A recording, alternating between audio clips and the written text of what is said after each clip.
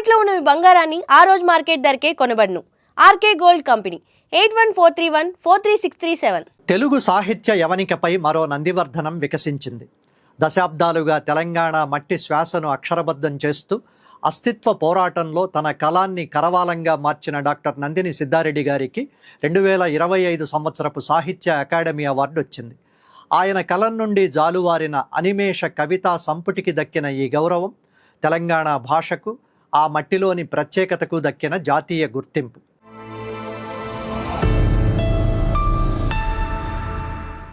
కాలపు గాయాలకు అక్షర సాక్ష్యమిది. నిజమైన కవి కాలానికి అతీతుడు కాదు, కాలంతో పాటు ప్రవహించేవాడు.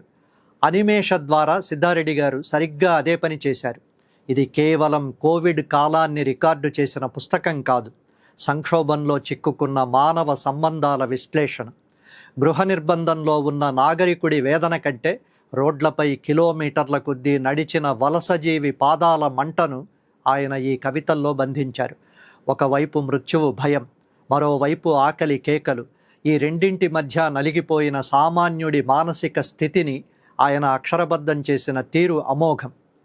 ఆయన విలక్షణమైన మాటల్లోనే చెప్పాలంటే నిశ్శబ్దం కూడా ఒక యుద్ధమే. మనం ప్రాణాలను అరచేతిలో పెట్టుకుని గడిపిన ప్రతి నిమిషం ఒక కావ్యం.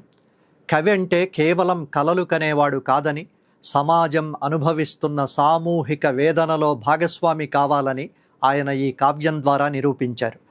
అక్షరాన్ని ఆయుధంగా మలచి కాలపు గాయాలకు మందుపోయడమే అనిమేష పరమార్థం.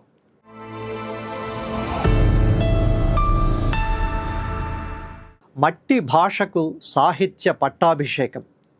నందిని సిద్ధారెడ్డి గారి సాహిత్యంలో కనిపించే అతిపెద్ద వైరుధ్యం అత్యున్నత స్థాయి విద్వత్తుండి కూడా అత్యంత సరళమైన మట్టి భాషను వాడడం.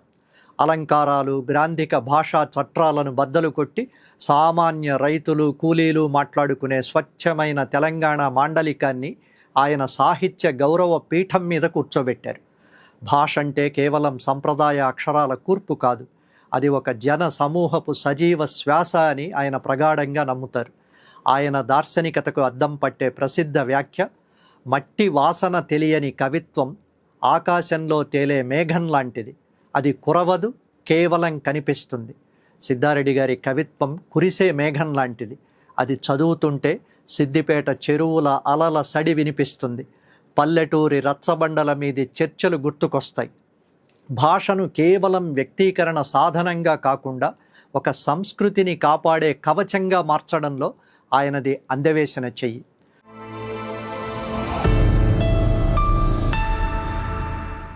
ఉద్యమ గొంతుక, సాంస్కృతిక పునరుజ్జీవనం.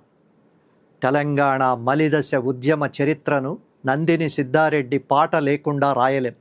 ఆయన రాసిన నాగేటి చాలల్ల నా తెలంగాణ అన్న గీతం ఒక పాట మాత్రమే కాదు, అది ఒక జాతిని నిద్రలేపిన సాంస్కృతిక శంఖారావం. వేల మందిని ఉద్యమ పథం వైపు నడిపించిన ఆ పాటలో ఉన్న ఆర్తి, ఆగ్రహం ఆయన నిబద్ధతకు నిదర్శనం. నాగేటి సాలల్ల నా తెలంగాణ, నా తెలంగాణ, నవ్వేటి బతుకులు నా తెలంగాణ, నా తెలంగాణ. నాగేటి సాలల్ల నా తెలంగాణ, నా తెలంగాణ, నవ్వేటి బతుకులు నా తెలంగాణ, నా తెలంగాణ. ఒకవైపు సృజనాత్మక సాహిత్యం, మరోవైపు ఉద్యమ కార్యాచరణ. ఈ రెండింటినీ సమన్వయం చేసిన తీరు అద్భుతం. తెలంగాణ సాహిత్య అకాడమీ తొలి అధ్యక్షుడిగా ఆయన నిర్వర్తించిన పాత్ర కూడా అజరామరం. మరుగున పడిపోతున్న ప్రాచీన సాహిత్యాన్ని వెలికితీయడం, కొత్త తరం రచయితలను ప్రోత్సహించడం ద్వారా ఆయన ఒక లిటరరీ ఆర్కిటెక్ట్గా ఎదిగారు. సంప్రదాయ సాహిత్యపు లోతులను ఆధునిక సామాజిక స్పృహతో జోడించి ఆయన వేసిన బాట నేటి తరానికి దిక్సూచి. ఆయన ముద్ర కేవలం అక్షరాల మీదనే కాదు, తెలంగాణ సాంస్కృతిక పునరుజ్జీవనం మీద చెరగని సంతకంలా ఉండిపోతుంది.